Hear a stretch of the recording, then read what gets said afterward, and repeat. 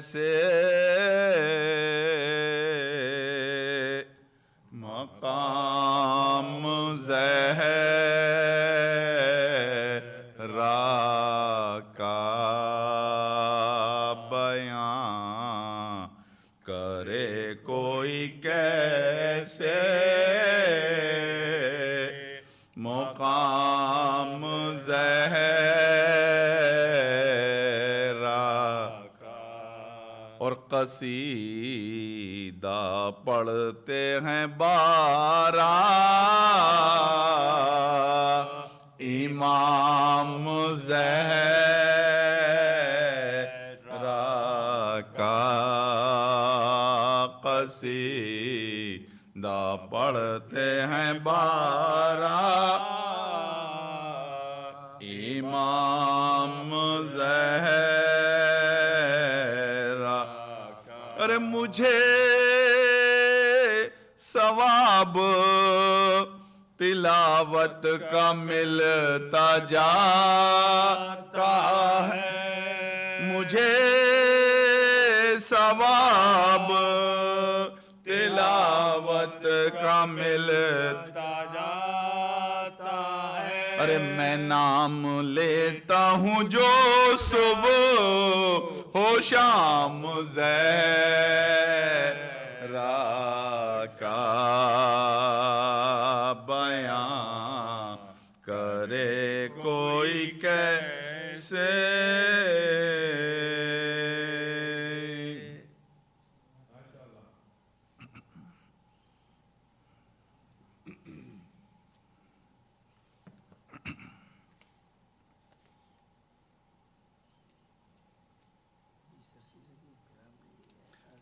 یہ آج والے لے کے آئے، یہی ہے چندر شاہ مولانا کا پتہ نہیں۔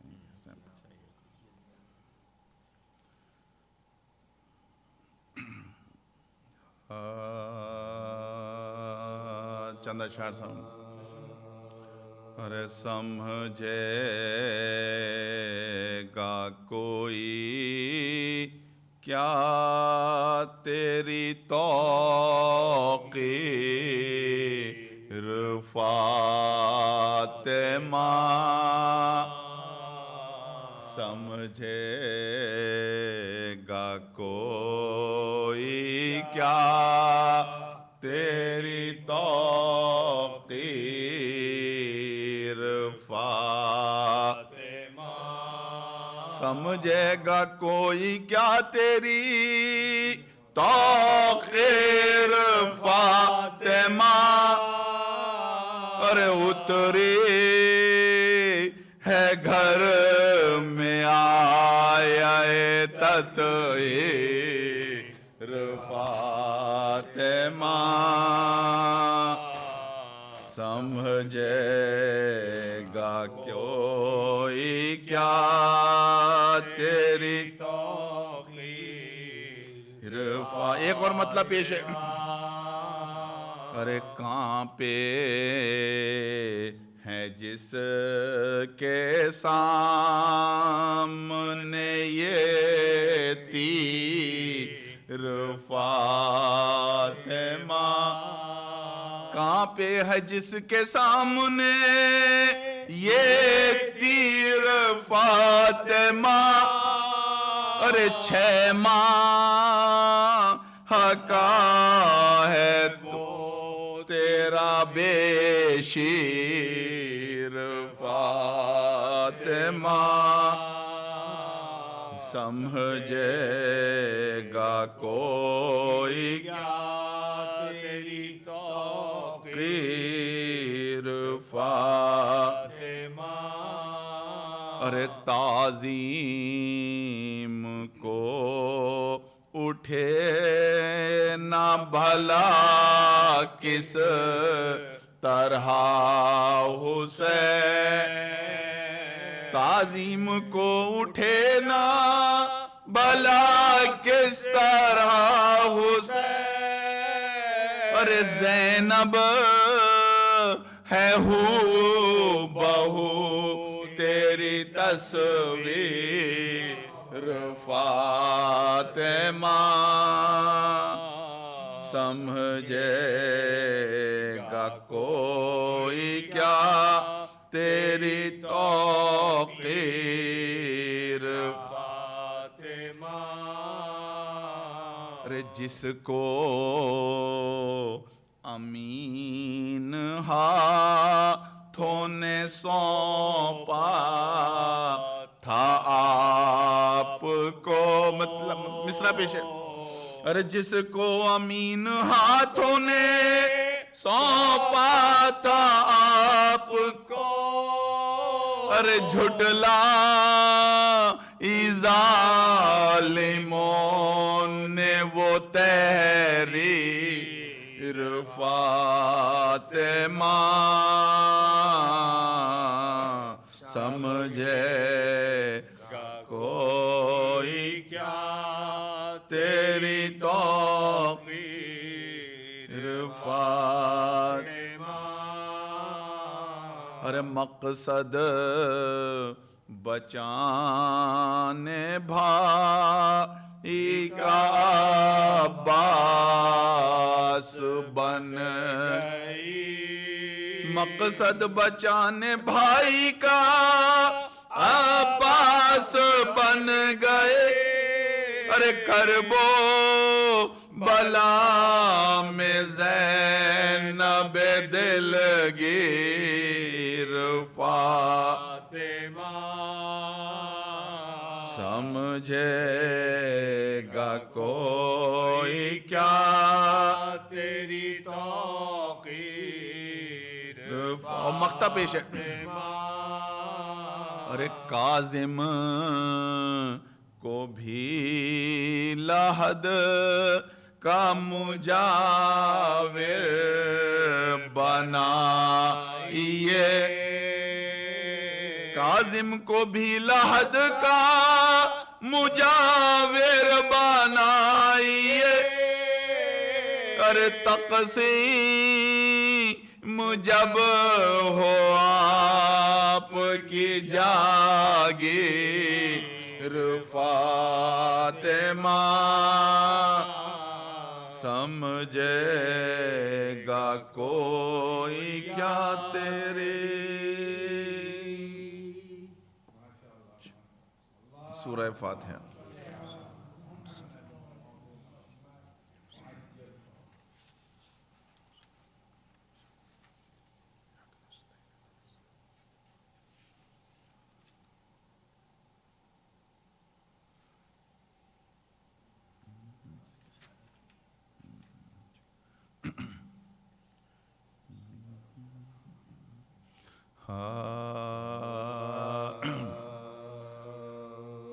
خورشید آسمان ادب کا طلوع ہے وصف جناب فاطمہ زہرا شروع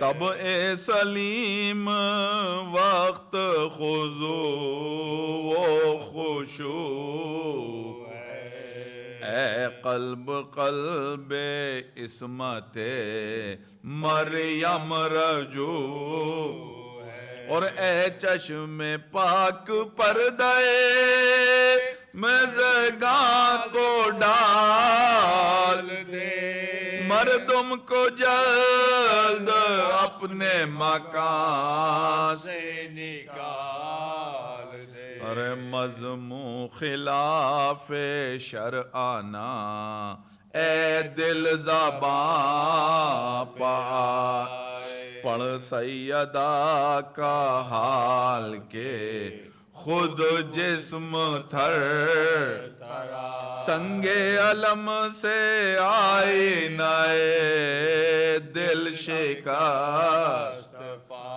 منصف یہاں سے اٹھ کے یہ کہتے گھروں کو جا اور نقشہ کھینچا ہے سامنے رنجو ملال کا کیا مرثیہ ہے فاطمہ زہرا کے حال کا ارے کہتے ہیں جس کو شافعِ محشر وہ فاطمہ ہے جو حسن حسین کی مادر وہ فاطمہ ارے بیٹے کا جس کے آہا کٹا سر وہ فاطمہ بیٹی کے جس کے چھن گئی چادر وہ فاطمہ اور کیا کیا مصیبتیں سہی امت کے واسطے آئیں گی روز حشر شفاعت کے واسطے القصہ جب جہاں سے اٹھے شاہ دو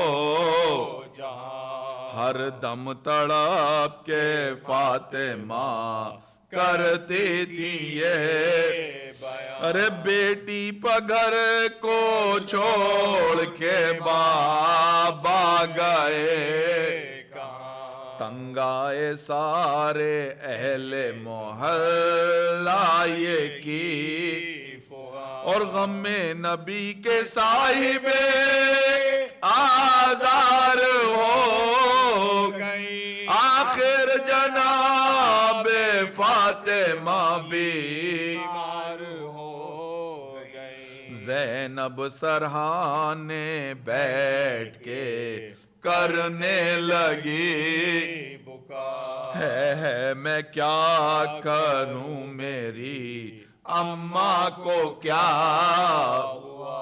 جھک جھک کے اضطراب سے دیتی تھی یہ صدا لی مجھ سے نزع میں بنا خدمت یہ کیا اور کیا جانے روح جسم سے کیوں کر نکل گئی ارے اماں تمہارے چہرے کی رنگت بدل گئی اٹھئے سبوں کو پاس بلا کر بیٹھا کیا نوش کیجئے گا میں لاؤں بتا ارے بھائی گئے دیر سے ان کو بلا رونے کو قبر احمد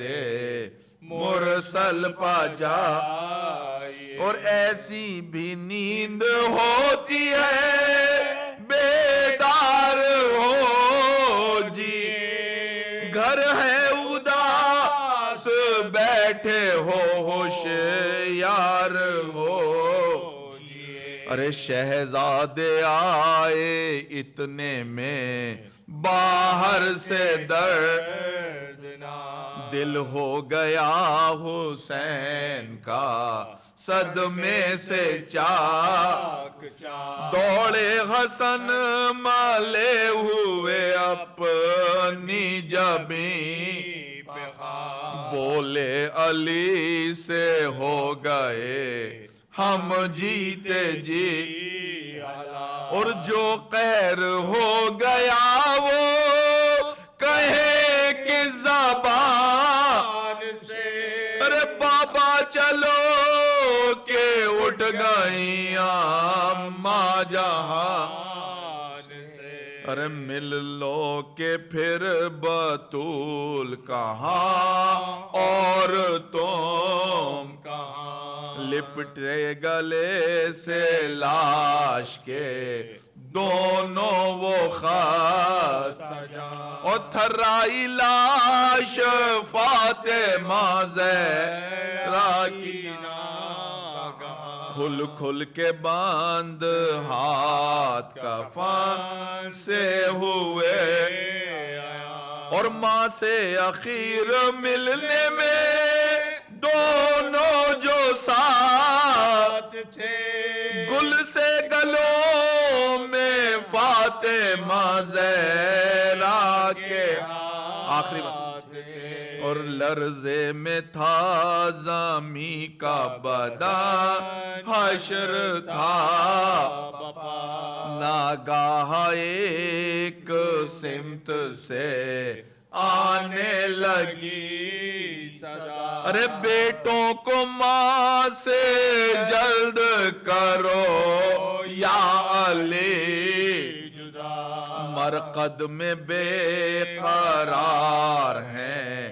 محبوب کبریا اور گرتا ہے پھٹ کے چرخے بری کو سنبھال لو ارے ان کے گلوں سے مردے کی باہیں نکال لو خورشید آسمان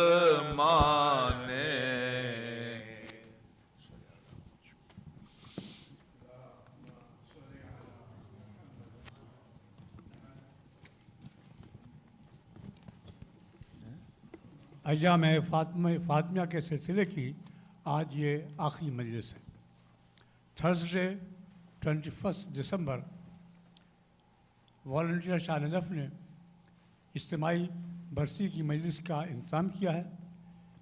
اس مجلس میں مرحوم مسعود سید، مرحوم طاہر زیدی اور شاہد حسین مرحوم. اس کے علاوہ جو مومنین اپنے مرحومین کو شرکت کرنا چاہتے ہیں وہ ابو طالب سے رابطہ قائم کریں.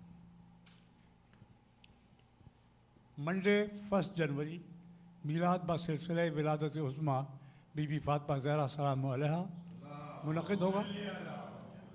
اسی روز سالانہ دسترخوان امام حسن مصطفیٰ کا اہتمام بھی کیا گیا ہے. پروگرام جو ہے بعد نماز مغربین تقریباً 7 بجے شروع ہوگا. Now I will request Hujjat al-Islam Maulana Hamza Saudagar Qibla to address the Majlis.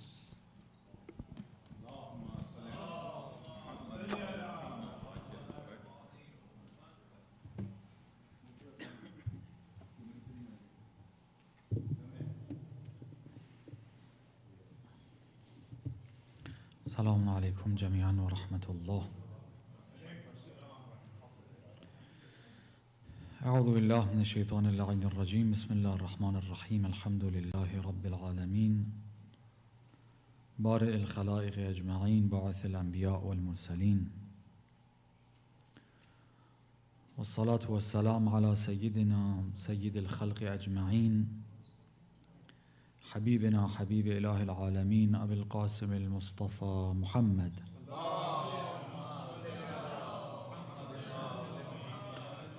وعلى أهل بيته الطيبين الطاهرين المعصومين المكرمين المنتجبين لا سيما بقية الله في الأراضين روحي وأرواح العالمين لتراب مقدمه الفداء ولعنة الله على أعدائهم أجمعين إلى قيام يوم الدين. For the hastening the return of our Imam, let's recite the salawat.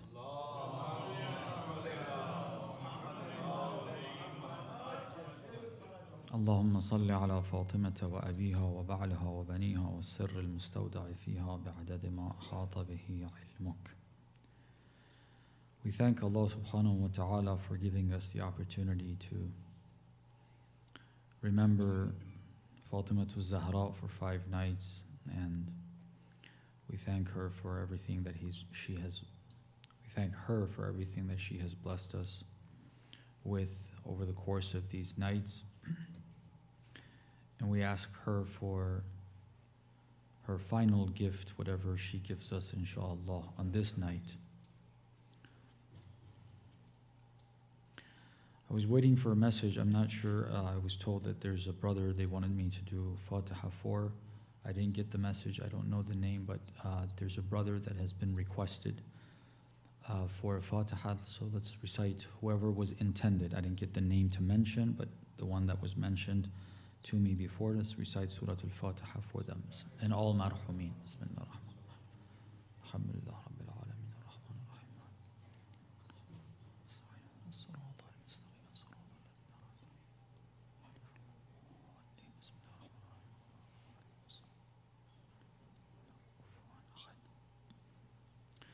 One of the things that during Fatimiyyah we need to exercise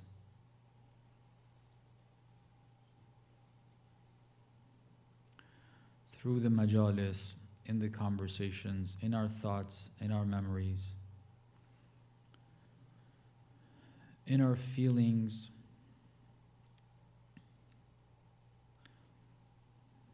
is to try to feel the presence of the Ma'soom. I mean, we're talking about Fatimatu Zahra here, salamullahi alayha.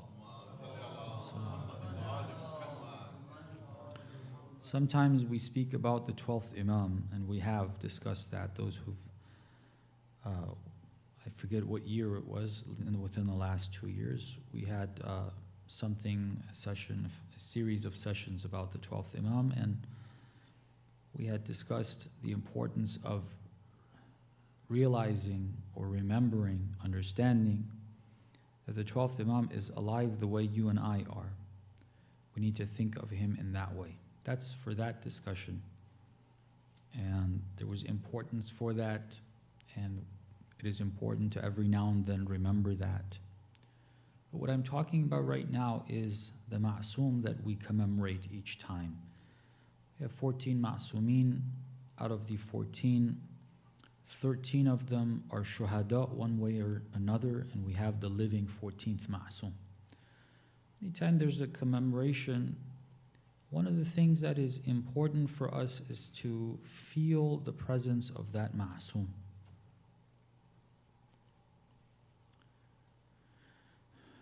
What do I mean by that? Let's start with something that we're all familiar with before getting into the feel. If you want to feel the presence of, there's 2 ways you can do that. One is hallucinate. You can feel certain things by thinking in your head that they're there. That's what they tell you. Like some of these sessions, these life coaches, these psychologists, these whatever, tell you to sit down and think of good things and feel good about yourself or feel certain things. It's basically imagining things in your head. It's just an imagination, something that's not real. It's in your head. You think about it. And they say they've done tests that when you do that exercise of engaging in that thought, the neurons in your head behave a certain way, the chemicals are released, so on and so forth. It has an impact. Then you can deal with stress. You can deal with whatever the heck it is you're dealing with. Okay. But what is it that you're doing? What is the exercise? The exercise is creating an imagination, fantasizing about things. It's not real. Right? That appears, I mean, I'm not an expert, but it seems like there's some benefit to that. Another way you can feel something by just sitting there and thinking about something is not thinking or creating an image in your head, fantasizing about things, imagining things, but rather considering and thinking about realities and truths. You can sit here and imagine it is tomorrow and daytime in your head and just feel things about it. Or you can sit here and think about tomorrow when it is daytime, how I will behave, what I need to do, what I don't need to do. One is fantasizing, the other is thinking of a reality that is in the future, but it is thinking about a reality. It's thinking about a truth, something that will actually happen. On one end, if you do the fantasizing, if you imagine things, that exercise at best creates some dopamine or whatever it is they say in your head. Maybe it makes you feel good. That's the extent of it, if there's any good in that. But if you think about a truth, a reality, something that's actually there, it has some benefit depending on what that truth is. If you think about tomorrow, you remember what day of the week it is, what day of the month it is. Think about what you had planned for that. Do you have anything scheduled? Is there an appointment? Do I have a conflict here? Do I need to contact anyone? Do I need to do this? Do I need to do that? Thinking about something that's real results in benefits that if you don't do that, you're obviously not going to have. You wake up in the morning, you're not prepared for anything. You didn't think about what's going to happen tomorrow. You didn't plan for it. This is an example of the feelings and the way you are. They say prepare for something mentally. When you think about tomorrow, you have a meeting, you think, okay, this is when I need to, after the session, as soon as the majlis is over, say khuraf is early, go home, rest a little bit.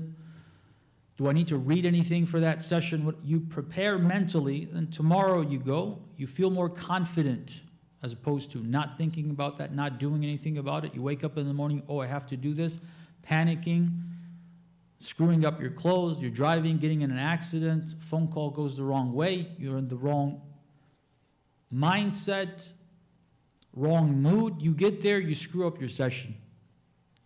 There's benefits to thinking about truths. These are examples that we are familiar with. You can sit down, dream about, oh, I can do this, and then I'll do that, and so on and so forth. Fantasize. At best, any benefit is going to be a little good feeling. That's it.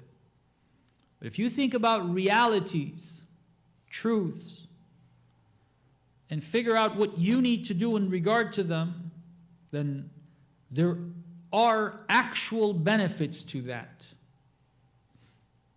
When we say feeling the presence of something, which of these two exercises are we going to be involved in?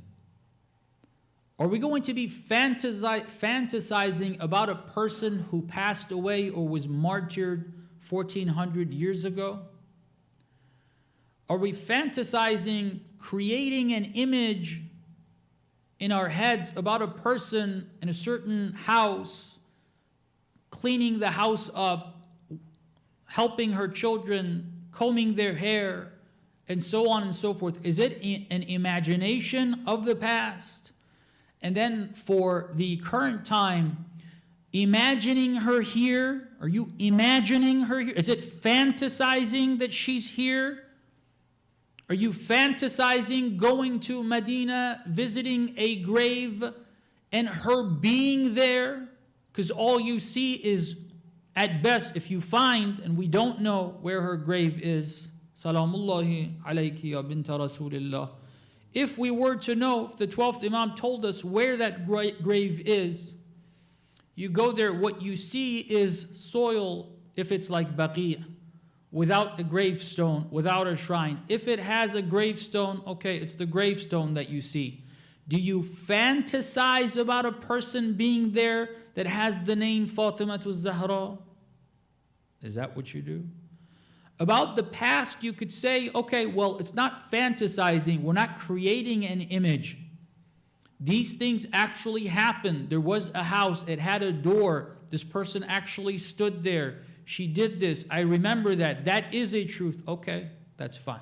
That's not what we talked about. We said talking about feeling the presence. So when you want to feel the presence, are you fantasizing about her being there? And is that what we are suggesting? That you fantasize about the presence of Fatimatu Zahra and feel that she's there? It's a fantasy in your head. It's an imagination in your head. At best, again, some very limited effect that it might have. Is that what's happening? Or is it recognizing a truth that is not visible to these eyes, it is a truth that has been established and can be understood from a source that knows the unseen, the things that are not seen and felt with these eyes and the touch and these ears. And thinking about her presence is simply bringing to mind that truth, recognizing that it is true, and then once you recognize that, you feel something, some level of, depending on how real that thought is. I'll give you a story about a thought, how real a thought is. A story that you might have heard. It's not about the ma'sumin. It's a thought, an understanding of a truth, of a reality, the effect of that on a person who brings that to mind, understands it. What's the effect of that? Just thinking about it and understanding that, recognizing that truth. What's the degree of that recognition? How real do you feel it is? How real do you understand it is? I'll start off the story with something that's not in the story, which is we come across sin, right? There's conditions we go through. There's opportunities for sins as far as we know. There's certain things that we understand to be sins, haram. We go through an experience where it's available and we might have thoughts about whether we should do it, we shouldn't do it. We have temptation. We may end up doing it. Some people think about it a little more before they commit it. Some people think about it a little less. It's easier for them to commit it. Al-ayadu billah. Some people maybe push themselves and they don't commit it at all. Think about all of those, right? The story goes as follows. It says a woman, a believer, a believing woman,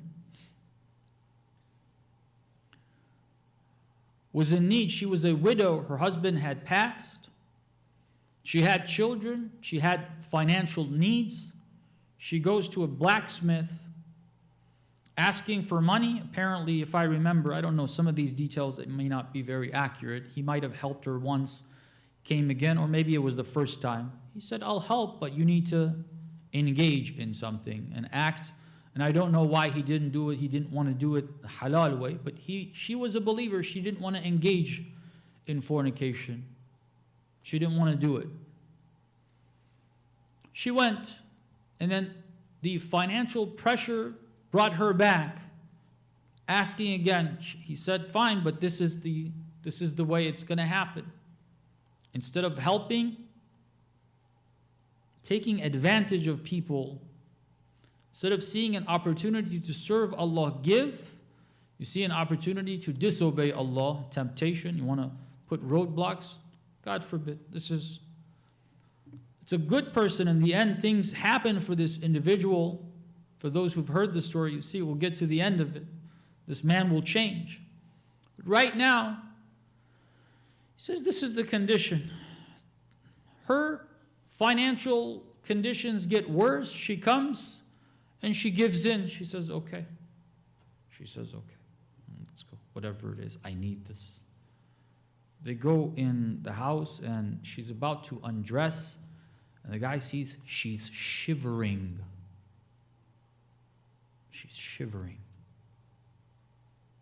And he's doing it. He's causing this. He said things that are wrong. He didn't feel anything. He's a believer as well. He's a Muslim as well. He's a Shia as well. He didn't feel anything. If you ask him, does God exist? He'll say, of course he exists. Does Imam al-Hussein exist? Of course he exists. Does the 12th Imam exist? Of course he exists. Fatima Zahra? Of course she does. Did they not say this is wrong? Of course they did. Why are you doing it? Well, does it have any impact? But this woman, she's a believer. She believes that. She has decided to do something that she knows is wrong. But how is she feeling about it? She's shivering. They both understand the same truths. But this person understands the truth of the presence of God in a way that it has this impact on her body. Her body shakes when she wants to do something that she knows is wrong. And she's debated with herself. In her mind at that point, she makes a mistake she shouldn't have given in. But she's still good enough that when she wants to do this, she shivers. How many of us shiver when we want to commit sin? How many of us shake? How many of us feel like God's watching? Imam Khomeini said this many times. Other urafa. Alam mahzar khudas. The universe is the presence of God. In His presence, don't disobey Him. Okay. You ask any of us, is that true? Yeah. Any moment in time, they ask us, is that true? Of course, I'm a Muslim. What do you think? But why is it that it doesn't have that impact on me? Why is it doesn't reflect in my feelings in that way? Why is it that I'm not scared of Him when I disobey? Why is it that if I'm doing something wrong, right? If that door opens up that I've locked myself in the room, somebody puts a screwdriver to it or somehow they unlock it, I hear that, I panic. Because a human being is about to come and see me. But I know if you ask me them, I'm a believer, is God around or not? Is He seeing or not? I'll tell you, yes, He is. Why don't you panic when you know God is there? We don't. Why? Because while we see that truth, we understand that truth, we believe in that truth, we engage in debates and discussions regarding that, the degree at which it exists in our mind, the way we see it, the way we have accepted it, the way it has translated into our being is not on a level that it reflects in any deep feeling. Sometimes I will choose not to go against it, but it doesn't reflect in this type of feeling.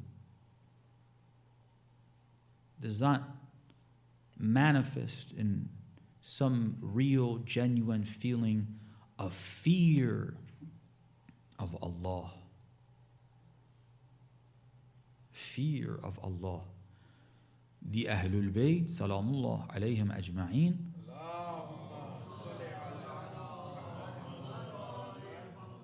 in Surah Al-Insan that you're all familiar with, it tells you the story of the nadhr, yufuna bin nadhr.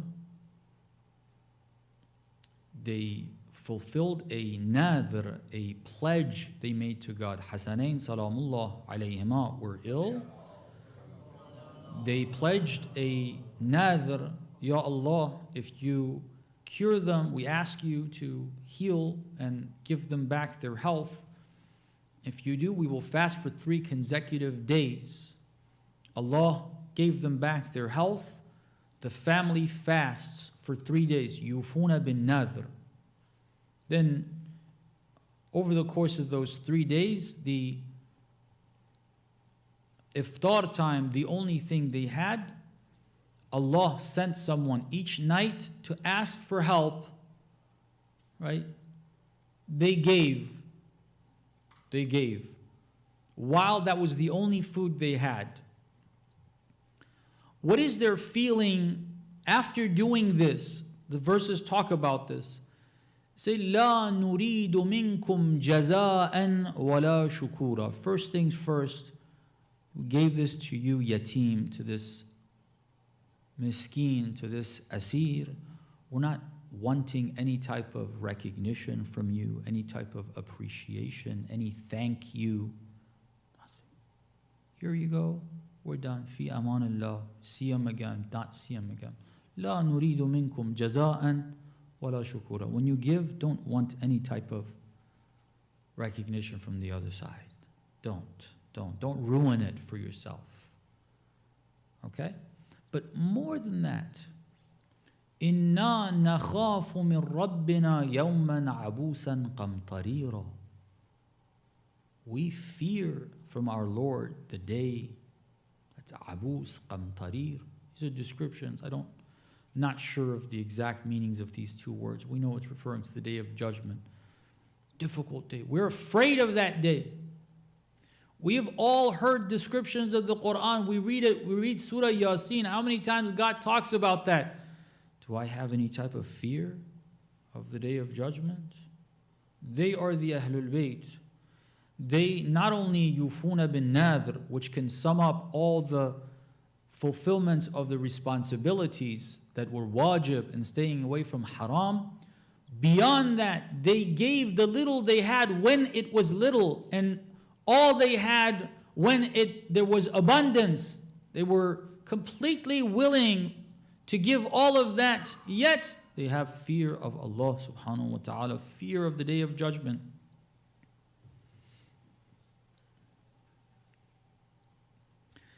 These are effects of not imagining, not fantasizing, but understanding and bringing to mind and paying attention to realities.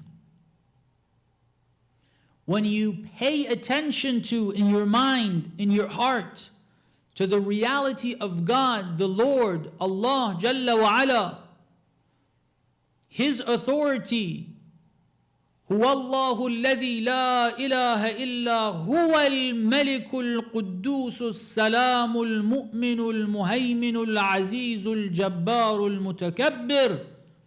He is the only Malik. He's the only ruler. This is a reality.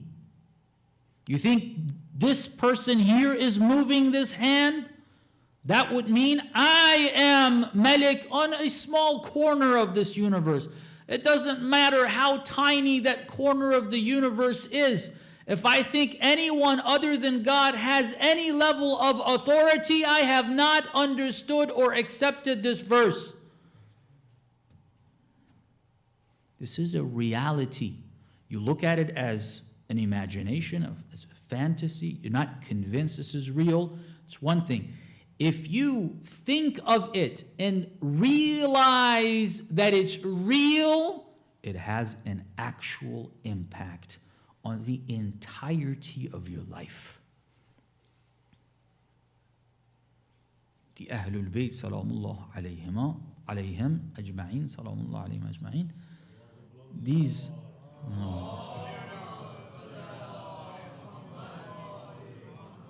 as Amir al-Mu'mineen salamullah alayhi says, if the curtains are removed, the iman of Ali will not increase one bit. Okay. That means his recognition of these verses being real is that strong and firm. They said to him, you say you believe in God. Have you seen your Lord? He said, I never worshipped a Lord I did not see, but not with these eyes. Don't be foolish. A Lord that can be seen with these eyes is not a Lord. Whatever can be seen with these eyes is not the Lord.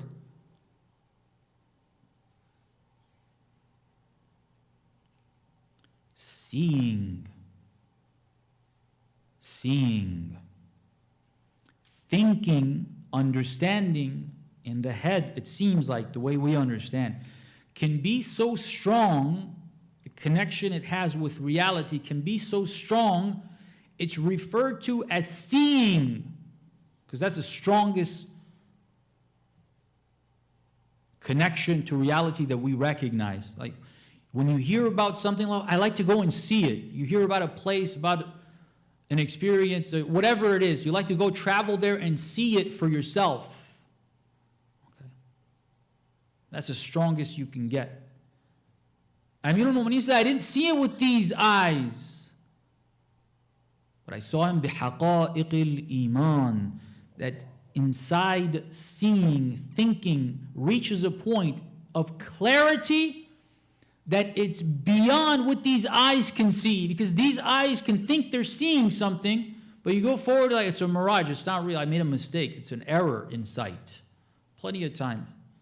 You thought you saw something, you get closer, you realize that you misanalyzed what you saw. You thought you saw something. But that recognition, that understanding in the heart, it's so much stronger that it's more accurate, more precise, brings more certainty than what these eyes can see. Because I'm trying to combine two things here, right? My recognition, which is something that happens in my mind and heart, but toward and regarding what? Something that's actually real, as opposed to something else, very similar.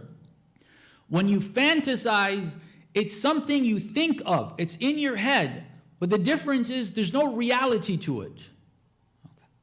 There's no reality to it. If there's any benefit in thinking of something that's not real, fantasizing, it's a very small benefit, a little dopamine, a little good feeling, maybe for 2 minutes, and then you remember your bills and then it's all gone.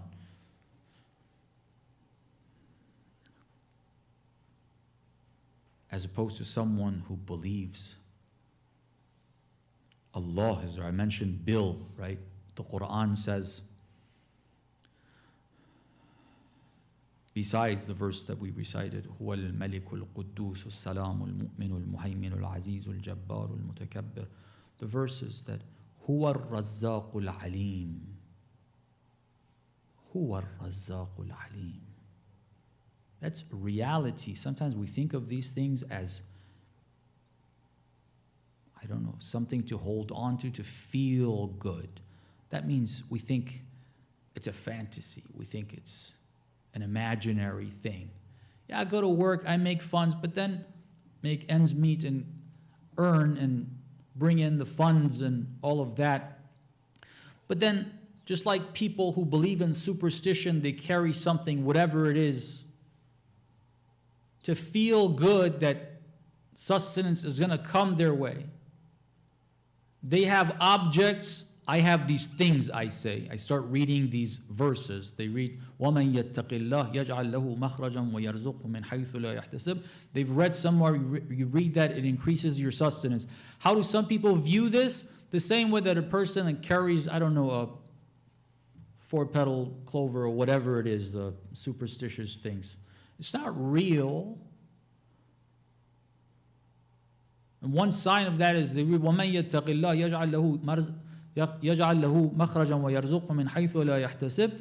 If you have taqwa of Allah, God will provide you from where you didn't expect, not from your job, not from your parents, not from your siblings, not from your... No, from an unknown source that you did not expect. You'll drop it in your account. Okay? That's what he said. That's what the verse says. You read it to gain sustenance, but then God puts you through a test. Oh, you read that verse of mine? Okay.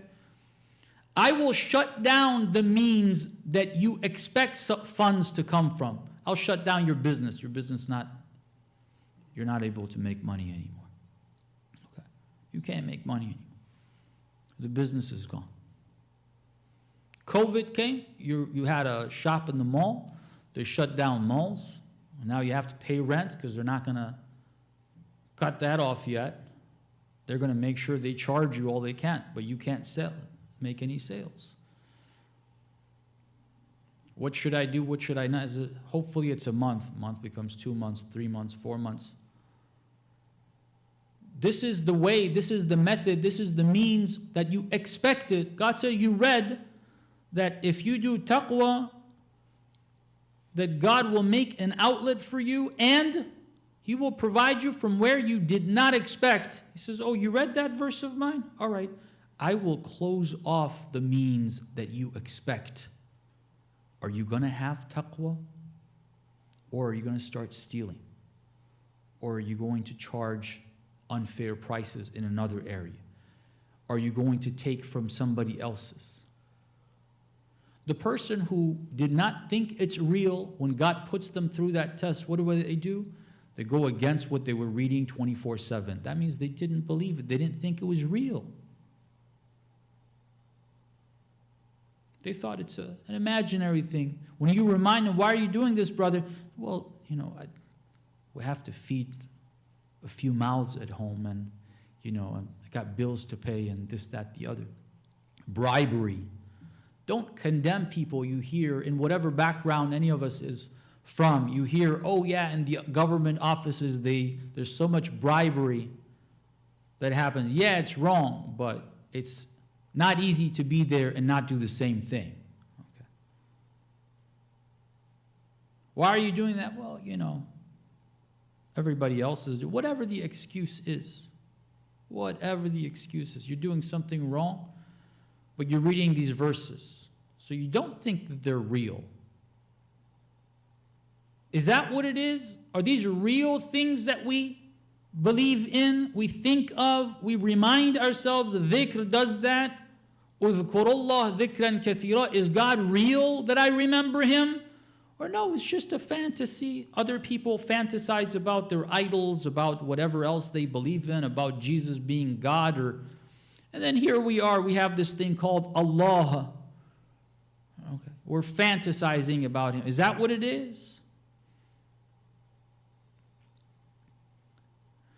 When you recognize a truth as a truth, and the degree of recognition, the strength of recognition, the clarity of that recognition, the mindfulness toward that reality, the presence of that thought in one's mind is strong, the effects of that are enormous. You can't shake Ali ibn Abi Talib. Why? Because the presence of God is so clear, I'm seeing Him. You're telling me to go against what He told me to do? The Prophet was told, we'll give you this, however many women you want, however many wealth. Are you kidding me? Let me tell you something. If you put the sun in one hand, the moon in the other hand, I'm not going to give this up. Like, that's the best. You can't even imagine giving me those two things. Forget women and wealth. If you were able to put the sun in one hand and the moon in the other hand, I'm not going to give this up because it's clear. The truth, the reality. It is real. The clarity is that strong in the mind of that person, and that concept is that present constantly. Okay. I hope I've been able to get the concept across, what I mean by thinking about something real as opposed to fantasizing. Right? We're talking about this, that during these ayyam, the days that we commemorate the Ahlul Bayt, it's good to practice feeling the presence of that ma'soom. Okay. That feeling is a result of recognizing and understanding the reality of the presence of that ma'soom. So you have to figure this out. Is this reality or is it a fantasy? If we say Fatima Zahra is present, you talk to her and feel her presence. Is this fantasy? Is this something made up? Are we creating an imaginary figure here and saying in the center of Shah-E-Najaf in Long Island, New York, we expect that Insha'Allah, Fatima Zahra is here? Some would word it that way. Others would say, we know Fatima Zahra is here. Is that a fantasy? Is that an imagination? Is that something to say to make us feel good? Is it one of those things that I should say when I want to make you to cry, give you a few moments of emotional experience, empty emotions, not connected to anything, just an imagination, a fantasy in one's mind? Is that what we're talking about? Or no, is it the case that the presence is actually there? The presence is reality. What we are suggesting is, at least during those days, if not on other days, remember that reality. Bring your attention, your thoughts to a point where you recognize that truth and you are not absent-minded from that truth. And I'm telling you, it's the second. It's not a fantasy. It is not an imagination. It is not something said to make anyone feel good, although it makes one feel not good. Not good. Good is not enough. Good is not good enough.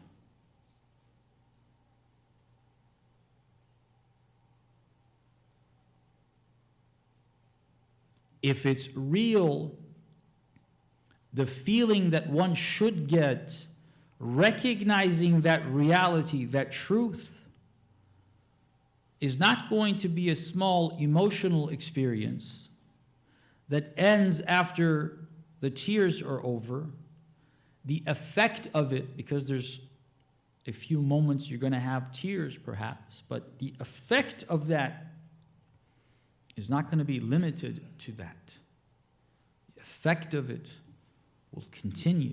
The effect of it will remain. We're saying that no, this is not fantasy. It's important that we exercise this process of recognition and remembering. First, you need to recognize. If you don't recognize, then remembering doesn't make sense.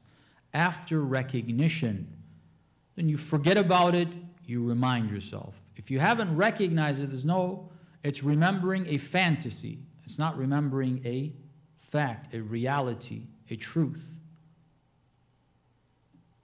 The presence of the Ahlul Bayt, salamullah alayhim ajma'een. Not in this way that you and I are here. Meaning, what does that mean? You and I are here. Let me clarify. What does that mean? We have a physical body. When we say the presence of the ma'soom, are we referring to the physical body of a ma'soom? No. The physical body of that ma'soom is somewhere. The grave of Fatima Zahra salamullahi alayha is somewhere in Medina. Her noble, blessed body is in that grave. There's no question. That's very clear. The noble body of Imam al-Hussein is in the city of Karbala. The body of the Holy Prophet is in the city of Medina. But is the Prophet his body? Is Ali ibn Abi Talib's body in Najaf Ali ibn Abi Talib? Or is that Ali ibn Abi Talib's body?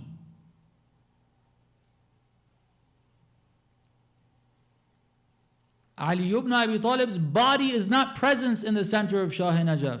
Of course, yes, that's pretty clear. If anybody suggests otherwise, yeah, that's a fantasy. That's imagination. That's untrue. But who said anyone is their body? Who said you are your body? Where did that come from? God tells us in the Quran regarding death, توفته رسلنا. Tawaffi. The word tawaffi means literally in Arabic to take something in its entirety. If you are your body, then how is taking the soul taking the entirety of that person? That shows that you are not your body. Not that you're not only your body. No, you are not your body at all. Your body is not you.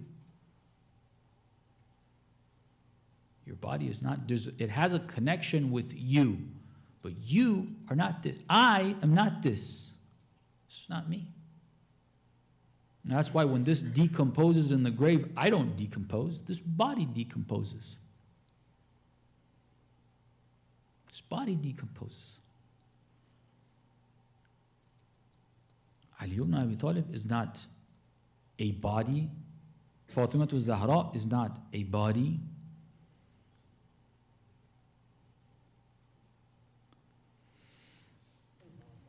Fatima Zahra salamullahi alayha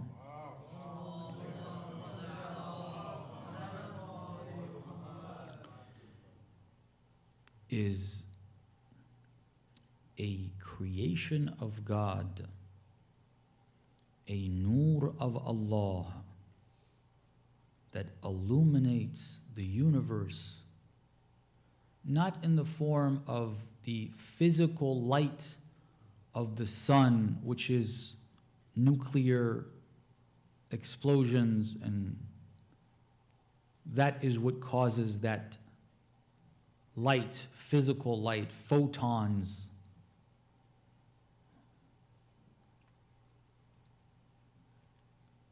The light of Fatima Zahra is above that, it's beyond that. The light of Fatima Zahra, salamullahi alayha, affects the atoms and the subatomic particles of this universe. Remember, at least as far as I can understand, I'm presenting to you what I understand to be a reality that I'm encouraging you all and all of us to recognize. Fatima Zahra, salamullahi alayha,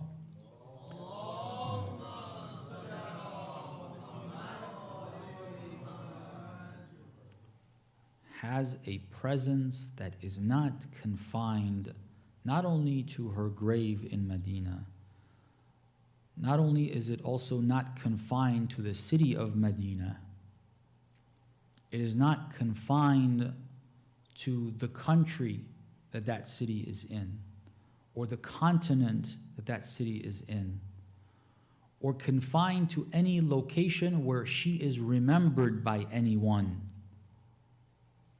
The presence of Fatima Zahra, salamullahi alayha, transcends all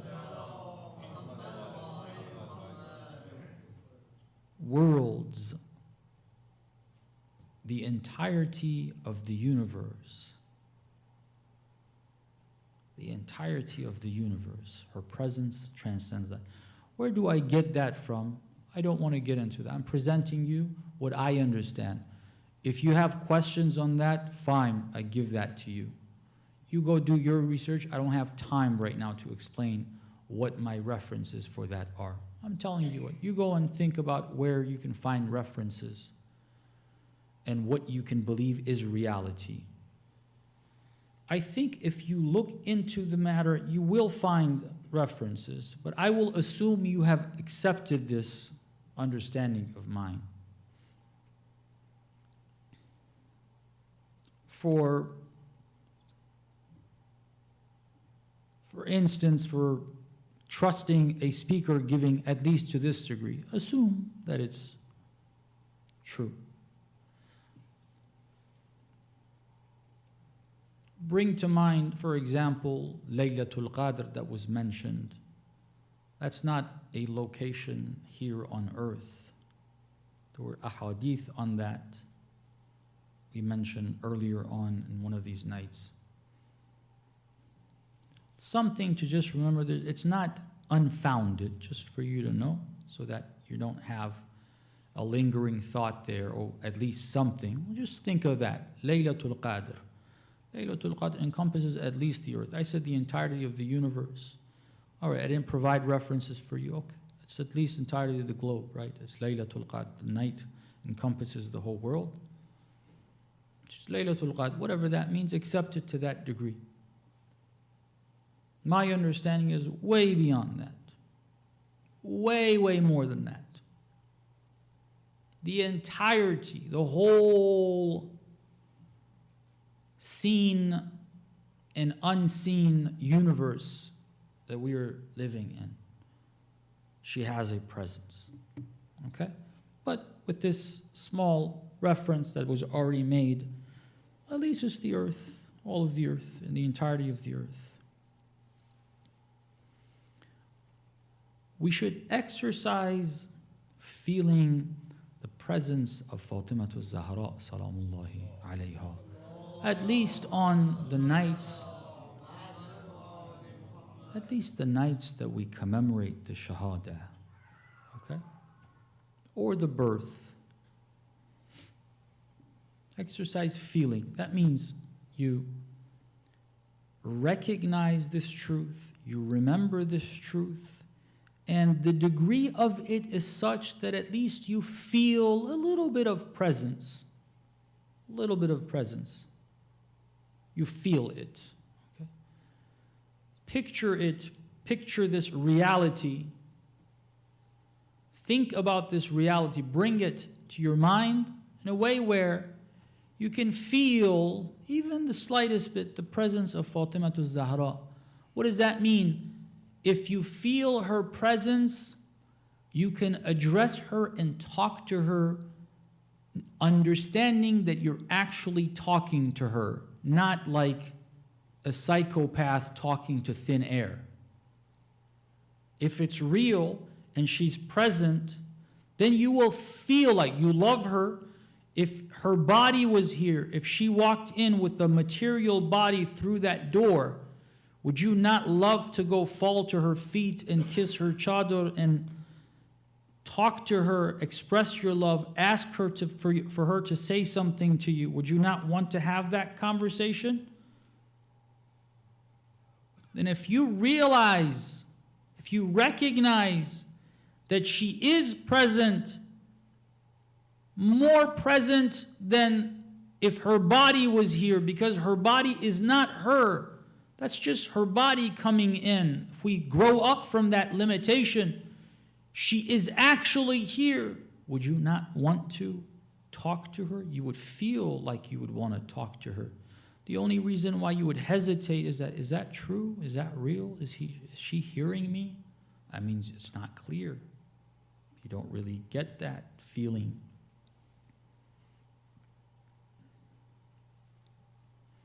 Try to practice this. And the only way you can practice it is to get clarity that this is true. Otherwise, every other time you'll tell yourself, what am I doing? Am I nuts here? Talking to nobody? Is she hearing me? Is this, or Wahhabi thoughts coming to your head that, oh, is this some Shia BS? Al-Ayadhu Billah? Something they've made up? Get clarity. Find evidence one way or another. Get clarity. Wallah, if I wasn't 100% sure, I wouldn't have said this. I'm 100% sure. You go find out for yourself. Get clarity and then remind yourself. Then you'll sit down and talk to her. What's the benefit of this? What's the effect of this?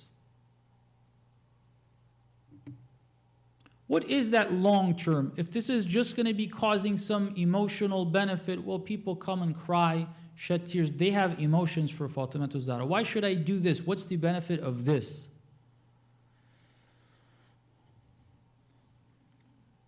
The benefit of this type of connection with Fatimatu Zahra is that since you are connecting not to a fantasy, to a thought, to an imagination,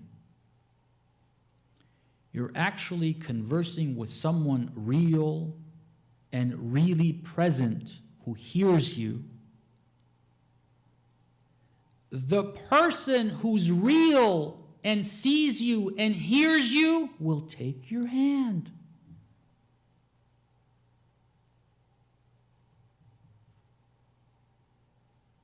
She will take your hand. That's the effect of it. That's a long-term effect of it. She will come take care of you. Your connection, your conversation ends. Your remembrance of her ends. A few minutes, you get on, you chit-chat with your friend, go home, sleep, get up in the morning, do whatever. that reality by the name of Fatimatu Zahra, Salamullahi alayha, is not done with you. You spoke to her.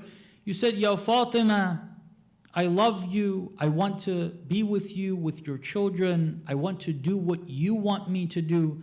I need help. The conversation is over. Okay? So you come to me and say, Sheikh, I need this help. I need you to do something for me. Can you make up this, curriculum, something? I need you to help my children, my kids. They need to hear this thing. Can you come up with a course? Can you come up with this? Can you come up with that? You finish that conversation. If I say to you, yes, what do you expect? I'm going to go do some homework, put up together a course, and then call you back and say, what? Okay, it's ready. Let's do this. We'll plan this time. We'll come and do it. You think Fatimatu Zahra does not do that? You spoke to her. You asked her for something. If this was a fantasy, yeah, once your conversation is over, the good feeling is over, it's done. If it's reality, you spoke to an actual person who is capable of giving you all of that. You think she's going to forget? You don't think she's going to go? She doesn't have enough in her. She's not loyal enough, good enough, responsible enough, loving enough, to the extent of some small person, brother or sister, that if we ask them to do something for us, they would follow up and make sure they do it.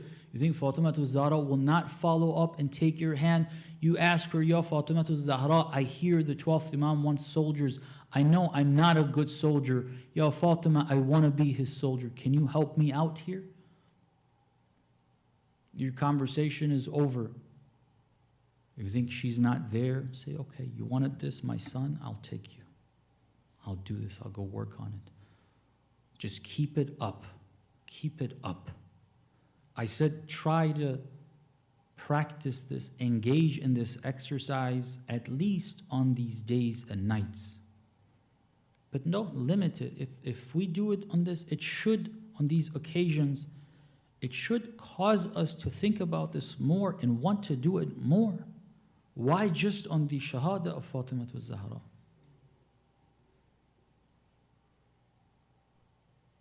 Why are we told to remember Imam al-Hussein on Thursday nights? That's weekly. Why are we told? Have you seen the ziyarat of the Ahlul Bayt on a daily basis? Are these just lines to read?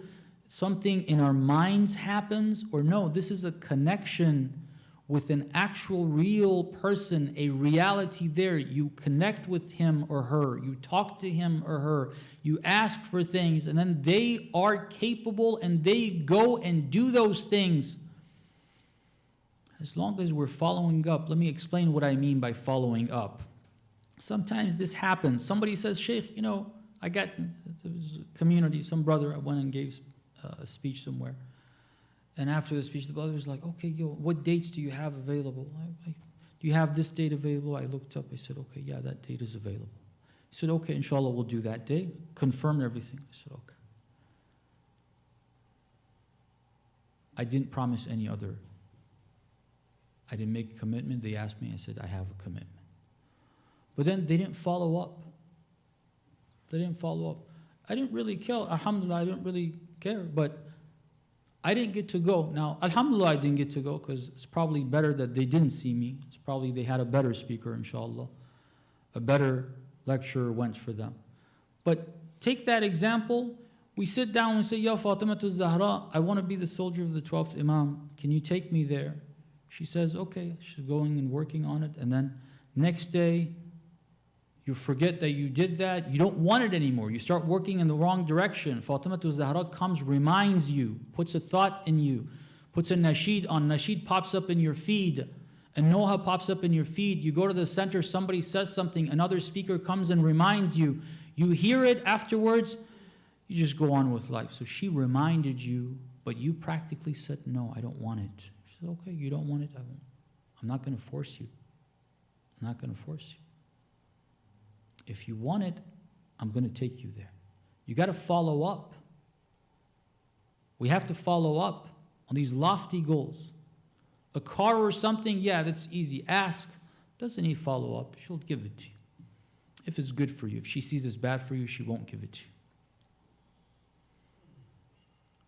But if you want to be the soldier of the 12th Imam, that means you got to follow up with that. You got to follow up with that. The best way to follow up with it is to continue talking to her. Go back to her. Recognize the shortcomings. Try to remember times and instances that she has helped, she has brought something your way, and I was the one that rejected and asked for forgiveness. Because that's what happens. That is what happens. It's impossible you ask her for something she doesn't give it to you. It's impossible. You ask her to make you the soldier of the 12th Imam, she doesn't make you, she brought it to you, and she said, here. Yeah, if you say, I don't want it, you reject it, you kick it. She'll try again, you kick it again. Okay, you don't want it, I'm not going to force you. It's impossible that she doesn't bring it to you. We kick it. We kick the plate she brings us with our behavior. It needs follow-up. The follow-up is go back to her. Don't keep repeating it and also start wording it in a way as though, oh, I did my share, why didn't you give it to me? I asked you to show me the 12th Imam, you didn't show him to me. How many times do I have to come here? Really?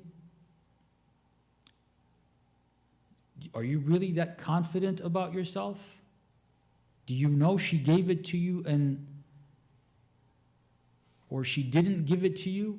Are you sure of that? Or is it really the case that she brought it your way, you kicked it? And I assure you, it's no way on earth she didn't bring it your way if you asked for it. No way on earth. What happens is we reject it. She brings it to us, we reject it. You need to continue talking to her. Acknowledging the shortcomings. Saying, Ya Fatima, you probably brought it my way. I probably was so busy with whatever sin it was I was involved in, whatever dunya it was I was involved in, that I stepped all over it without even realizing I stepped all over the plate you gave me.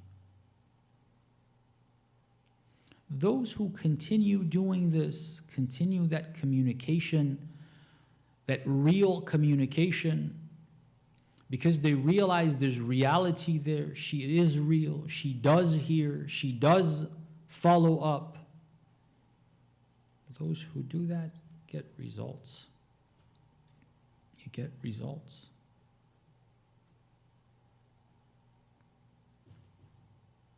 Sallallahu alayk ya Aba al-Fadl al-Abbas.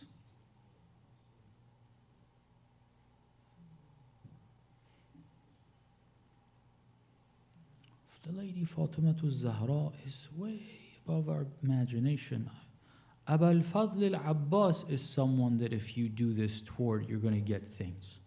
Let alone the lady of light, Fatima al-Zahra, salamullahi alayha. Urafa, did you know Sayyid Ali Qadi Tabatabai, his eyes to the unseen opened up in the haram of Aba al-Fadl al-Abbas? He went tawassul to Aba al-Fadl al-Abbas, and this journey to Allah, he's been there more than once, obviously, continues. He's been to the Ahlul Bayt as well, but the haram that his eyes were opened to the unseen in is the haram of Aba al-Fadl al-Abbas. That tells you even Aba al-Fadl al-Abbas, if you do that, if you continue, if you follow up, they will take your hand. People come and ask, oh, irfan, spirituality. Brother or sister, the path is clear. Taqwallah, taqwallah, taqwallah. There's no other path. Keep going. Ask Allah. Do tawassul to the wasila that God has sent you, the Ahlul Bayt. Keep going. They are there. God is there. His wasa'il are there. They are taking your hands. Wallah, they are taking your hands. The only thing is, we get impatient, we kick it. We say, oh, I don't see what I wanted. There's nothing there. We leave it. Don't do that. Wallah, they're giving it to you. Just be patient. Keep going. They want to give you something that you can't even imagine. Just keep going. Trust they are there and they are giving you what you asked for.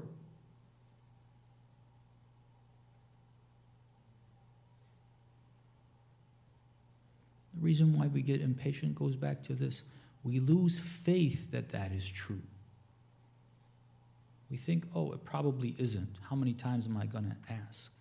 It happens to all of us. I have plenty of experiences. You all look back, you probably will find, I hope you don't, but I know myself. I know how many times you ask for a year, 2 years for something, 3 years, like, God, is this really real? Am I going to get this? Maybe it's just, maybe I shouldn't even try. No. He hears you. He is working on it for you. He is giving it to you. It's just that what you asked for, you thought it's something very tiny and small. He knows it's huge. He wants to give you that, the real deal. Stay the course.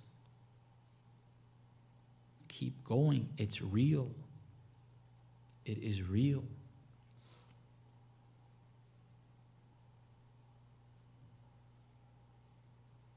These stories of ulama, urafa, should be examples for us to be reminded it's real. You're gonna get it. Keep going.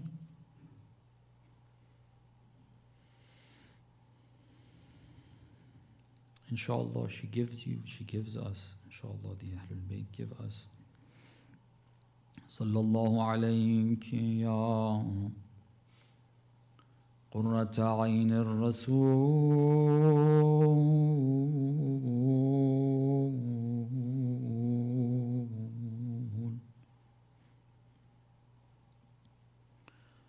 صلى الله عليك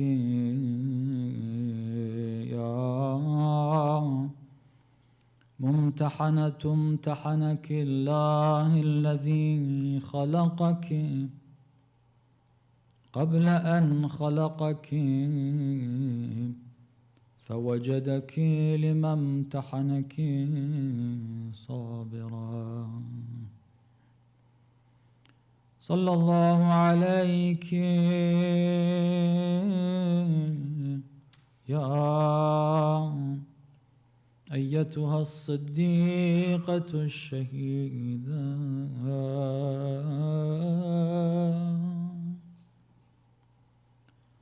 صلى الله عليك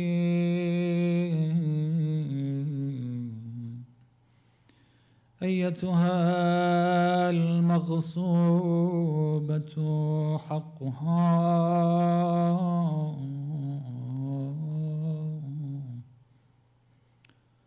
المكسورة ضلعها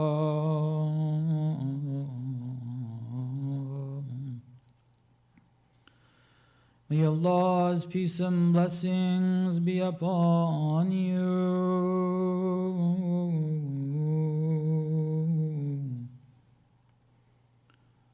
My beloved Lady Fatima Zahra,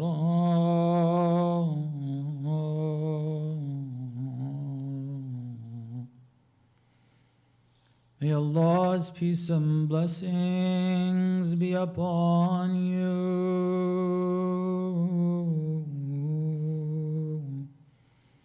My beloved oppressed lady,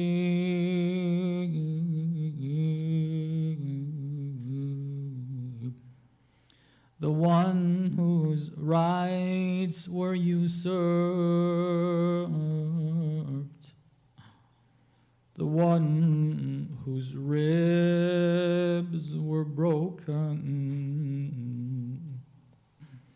the one whose chest was pierced. Ya Zahra,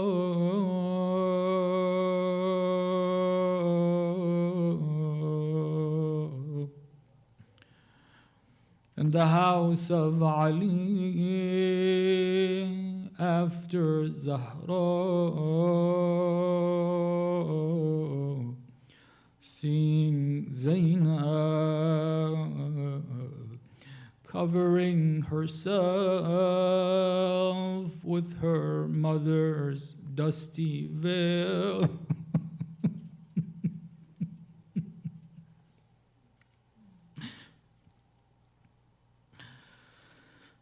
In the house of Zahra,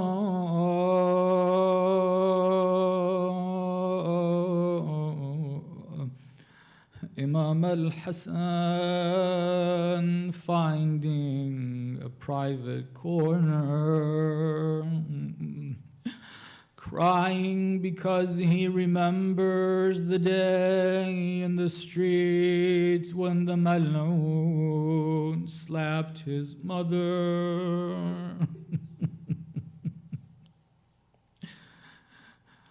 In the house of Zahra,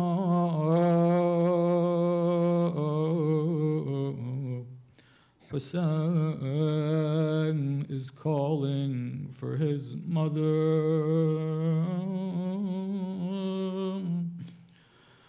In the house of Zahra,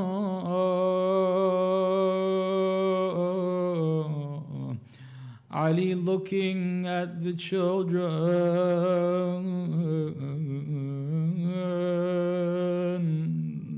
seeing Zahra in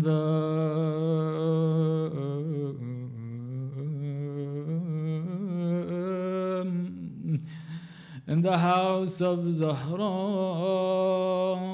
Every time they want to leave the house, opening the door, looking at the wall.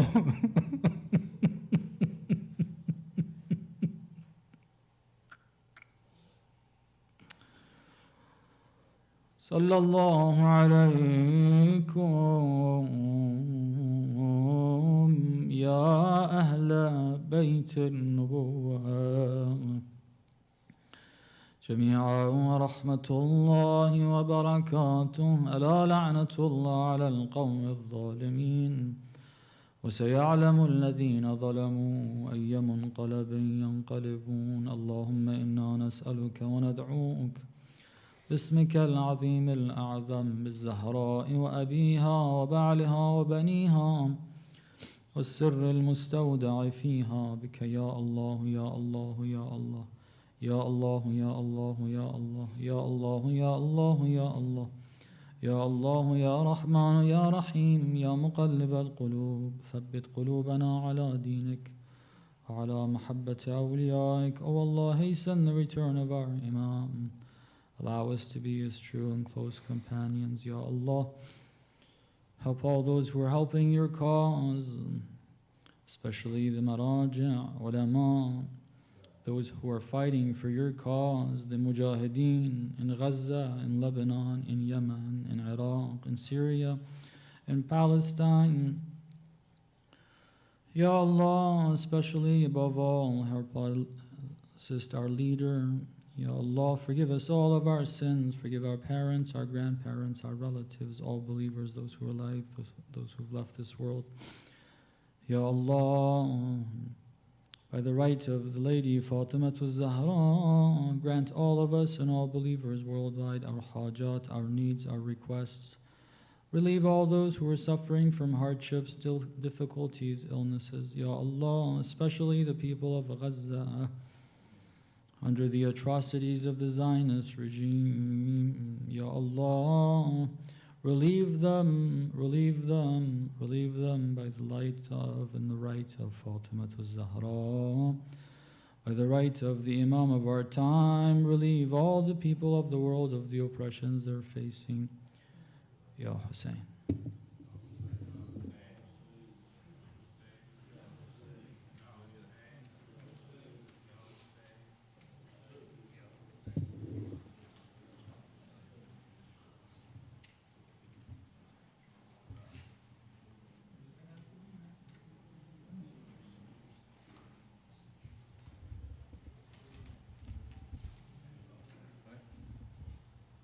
Ya Zehra, Ya Zehra, Ya Zehra, Ya Zehra, Ya Zehra, Ya Zehra, Ya سب پڑھیں ساتھ ساتھ. یا زہرا یا زہرا یا زہرا یا زہرا یا زہرا یا زہرا یا زہرا یا زہرا یا زہرا یا زہرا یا زہرا یا زہرا یا مظلومہ یا معصومہ یا زہرا یا زہرا یا زہرا یا زہرا یا مظلومہ یا معصومہ یا زہرا یا زہرا یا زہرا یا زہرا یا زہرا یا زہرا یا زہرا یا زہرا یا زہرا یا زہرا دیکھو مزار فاطمہ کتنا اداس ہے دیکھو مزار فاطمہ کتنا اداس ہے بس ایک نشان سنگ بھی تبت کے پاس ہے محروم چومنے سے ہر حق شناس ہے بولے زمانہ دے گا بھلا کیا جواب تو محشر میں مصطفیٰ کے جب آئے گا روبرو یا ذرا یا ذرا یا زہرا یا زہرا یا زہرا یا زہرا یا زہرا یا زہرا یا زہرا یا زہرا یا زہرا یا مظلومہ یا معصومہ یا زہرا یا زہرا یا زہرا یا زہرا یا زہرا یا زہرا یا زہرا یا زہرا یا زہرا بولے زمانے کا تیرے دامن میں کچھ نہ تھا زہرا نے ہر نماز میں دی ہے تجھے دعا تو ایک ٹوٹی قبر زہرا کو نہ دے سکا جب دیکھتے ہیں اجڑی قبر سیدہ لگتا ہے دھوپ میں بیٹھی ہے فاطمہ یا زہرا یا زہرا یا زہرا یا زہرا یا زہرا یا زہرا یا زہرا یا زہرا یا زہرا یا زہرا یا زہرا یا مظلومہ یا معصومہ یا زہرا یا زہرا یا اللہ نے یہ فاطمہ زہرا کی بے کسی ایک شمع بھی جلانے کو آتا نہیں کوئی تنہا ایک گوشے میں بیٹی رسول کی چاروں طرف مدینے میں پھیلی ہے روشنی ٹوٹے ہوئے مزار سے لپٹی ہے بے کسی یا زہرا یا زہرا یا زہرا یا زہرا یا زہرا یا زہرا یا زہرا یا زہرا یا زہرا یا زہرا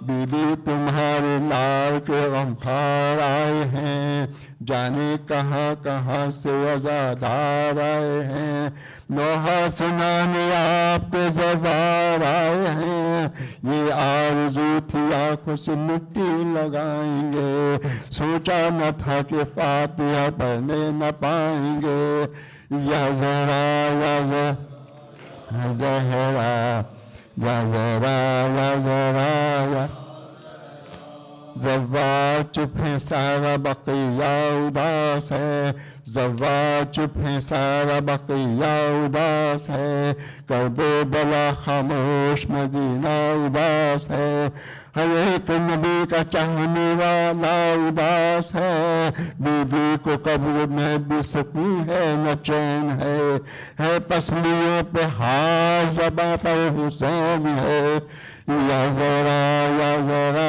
या ज़हरा, या ज़रा या ज़रा या ज़हरा, या मज़लूमा या मासूमा या ज़हरा, या ज़रा या ज़रा या ज़हरा, मातम हुसैन।